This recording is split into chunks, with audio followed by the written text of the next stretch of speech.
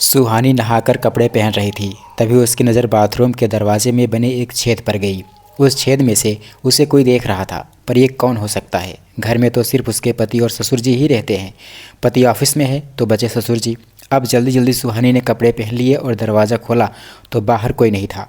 उसने इधर उधर देखा और दौड़कर बरामदे में पहुंची तो देखती है कि उसके ससुर जी बैठकर अखबार पढ़ रहे थे। सुहानी हैरान थी कि उसके बाथरूम के दरवाजे में छेद करके देखने वाला इंसान है कौन। हो न हो यह काम उसके ससुर जी का ही है। अब सुहानी को गुस्सा तो आ रहा था, पर वह कुछ बोली नहीं। शाम को उसका पति घर आया तो उसने सोचा कि ससुर जी की हरकत के बारे में बता दूं, लेकिन पता नहीं क्या सोचकर वह कुछ बोली नहीं। इसके बाद 4-5 दिन बीत गए, लेकिन सुहानी को अब महसूस नहीं हो रहा था कि कोई छेद में से उसे देख रहा है। धीरे धीरे सुहानी भी समझ गई कि वह वहम था शायद, वरना ससुर जी इस उम्र में ऐसी हरकत नहीं कर सकते। एक दिन की बात है, दोपहर में वह सो रही थी कि अचानक कमरे में कुछ गिरने की आवाज़ आई तो उसकी आंख खुल गई। वह फटाफट उठी और देखा तो कोई नहीं था, लेकिन ससुर जी का चश्मा फर्श पर गिरा पड़ा था। ससुर जी का चश्मा देखते ही वह समझ गई कि हो ना हो ससुर जी मेरे कमरे में ताक झाँक करने आए थे। वह परेशान हो उठी कि आखिर ससुर जी चाहते क्या हैं उससे, कहीं उनकी नीयत तो खराब नहीं हो रही है उसके ऊपर। इस बार भी सुहानी ने ससुर जी की हरकत को इग्नोर कर दिया।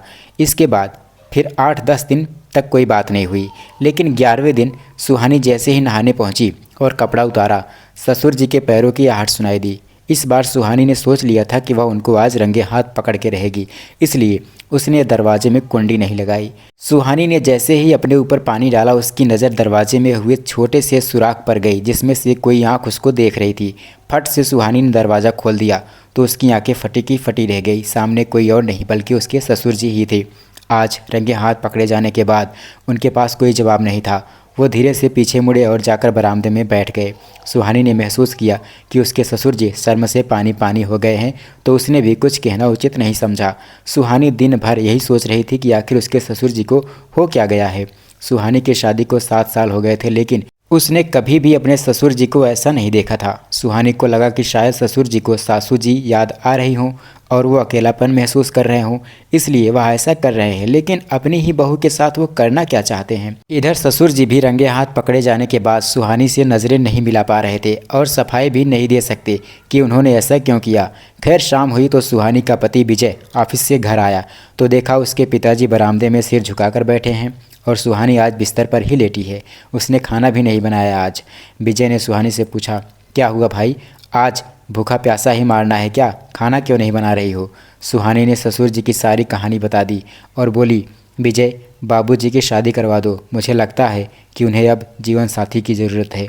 विजय ने गुस्से में सुहानी की तरफ देखा और उसका हाथ पकड़कर अपने बाबूजी के पास ले गया और पूछा, बाबूजी आपको समस्या क्या है? आपने सुहानी के साथ ऐसा क्यों किया? आखिर वो आपकी बहू है, आपकी बेटी जैसी है। उसके पिताजी ने कहा, माफ़ कर दो बेटा, गलती हो गई, दोबारा ऐसा नहीं होगा। विजय अपने बाबूजी के पास बैठा और बोला, बाबूजी क्या बात है, आप कुछ परेशान लग रहे हैं, क्या बात है बताइए ना। मम्मी की याद आ रही है क्या?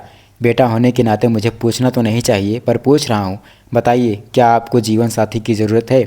सुहानी ने कहा, बताइए बाबूजी, आप क्यों मेरे पीछे पड़ गए हैं? आखिर आप मुझसे क्या चाहते हैं? पहले तो आप ऐसे नहीं थे, ये अचानक कुछ दिनों से आपके अंदर वासना कहाँ से आ गई है? सुहानी की बात सुनकर उसके ससुर जी से रहा नहीं गया। उन्होंने अपनी चुप्पी तोड़ ही दी। उन्होंने कहा, मैंने ऐसा इसलिए किया क्योंकि मैं कुछ जानना चाहता था। मैं जानना चाहता था कि आखिर मेरा वंश आगे कब बढ़ेगा, बढ़ेगा भी या नहीं। आज तुम लोगों की शादी के 7 साल हो गए हैं और तुम लोगों ने मुझे एक पोता पोती भी नहीं दिया। मैंने तुम लोगों से कितनी बार कहा, लेकिन तुम लोगों ने मेरी बात ही नहीं सुनी। तुम्हें पता है, कुछ दिन से जब मैं गली से गुजरता हूँ, पड़ोस की महिलाएं कहती फिरती हैं कि विजय की पत्नी तो किन्नर है, उसके बच्चे कहाँ से पैदा होंगे। पुल पर बैठे लड़के भी यही कह रहे थे कि विजय की बीबी का डील डॉल मर्दों जैसा है, चेहरे और हाथों पर इतने बाल हैं, कहीं वो किन्नर तो नहीं है। मेरे मन में भी शंकाएं पैदा होने लगी। मैंने सोचा तुम लोगों ने लव मैरिज की है तो प्यार में लड़की या किन्नर मायने नहीं रखता, लेकिन परिवार को आगे बढ़ाने के लिए वंश भी तो होना चाहिए। बस मैं यही चेक करने के लिए ताक झाँक कर रहा था कि कहीं सचमुच मेरी बहू किन्नर तो नहीं। यकीन मानो बेटा, यकीन मानो बहू, इसके अलावा मेरा कोई गलत इरादा नहीं था। मुझे गलत मत समझना। वंश के स्वार्थ में मैं अपनी मर्यादा भूल गया था, इसलिए आज मैं अपने परिवार से आंख नहीं मिला पा रहा हूँ। सुहानी और विजय सन्न थे। विजय बोला, मुझे माफ़ कर दीजिए पिताजी, मैं कैरियर बनाने के चक्कर में भूल ही गया था कि आपकी इच्छाएं भी होती होंगी अपने पोते के साथ खेलने की, और आपने जो किया उसके लिए शर्मिंदा मत होइए। हमें आपसे कोई शिकायत नहीं है, बल्कि आपने तो हमारी आंखें खोल दी। सुहानी बोली, बाबूजी आप टेंशन मत लो, एक बाप ने बेटी को देख भी लिया तो कोई बड़ी बात नहीं है, लेकिन अब समाज का मुंह बंद करने के लिए हम बच्चा पैदा करेंगे और आप अपने पोते के साथ खेल सकेंगे। इतना कहकर विजय और सुहानी उनके गले लग गए।